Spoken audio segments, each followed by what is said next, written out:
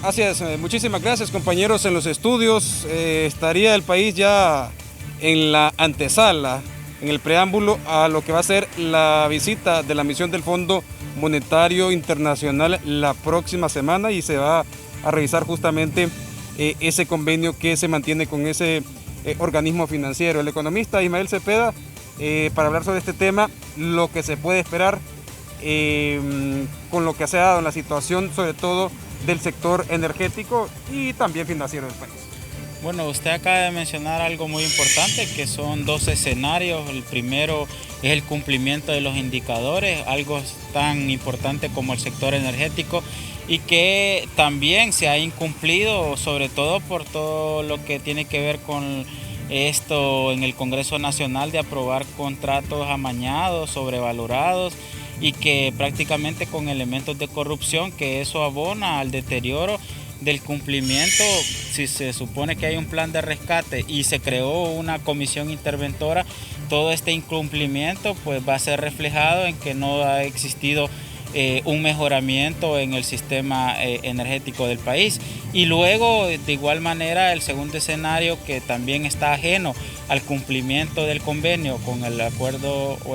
con el Fondo Monetario Internacional, es las repercusiones que tiene una pandemia, y cómo también las proyecciones de ingresos, de la recaudación tributaria, del funcionamiento de la economía nacional, de las mismas proyecciones del crecimiento económico a través del Producto Interno Bruto, pues no se van a dar, no solo por la pandemia, sino también por las secuelas que va a existir para el próximo año y posiblemente para el 2022. Por ende, aquí tiene que existir varias valoraciones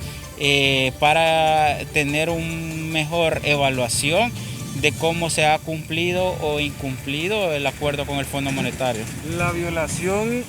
o las irregularidades que se han cometido contra la Ley General de la Industria Eléctrica, en este caso de la concesión de los contratos energéticos, podría ser un factor que al final detone que no se vaya a renovar este convenio.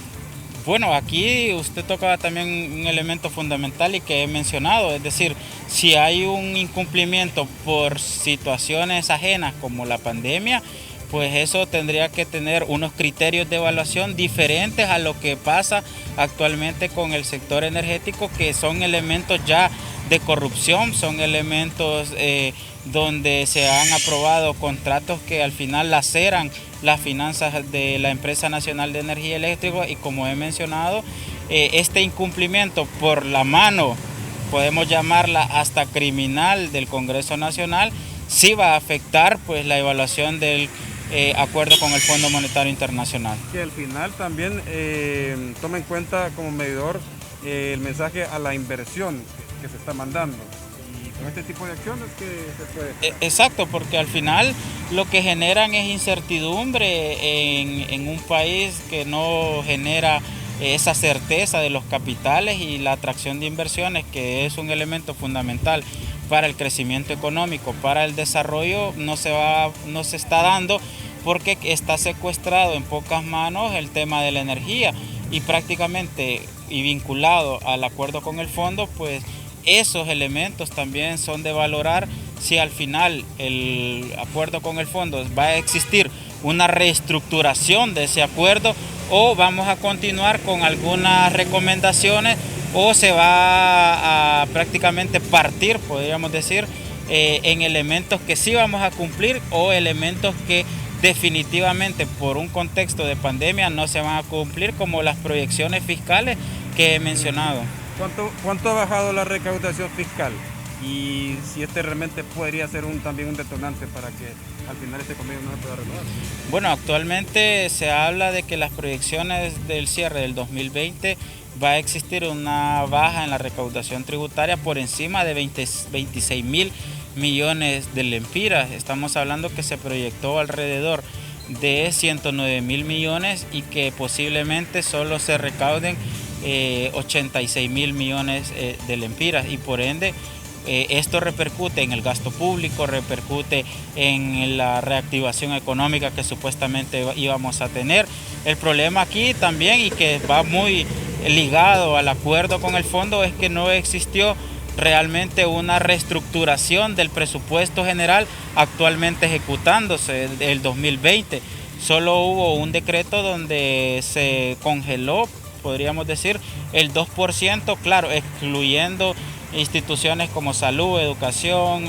defensa, seguridad, pero eso representaba un monto significativo que no se sabe si iba a ser utilizado en la pandemia ese congelamiento del 2%.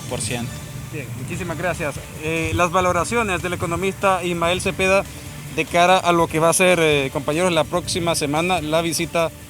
de la misión del Fondo Monetario Internacional, donde se van a evaluar todos estos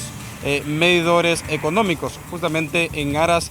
de renovar o no el convenio que se mantiene con ese organismo financiero. Vuelvo con ustedes a estudios.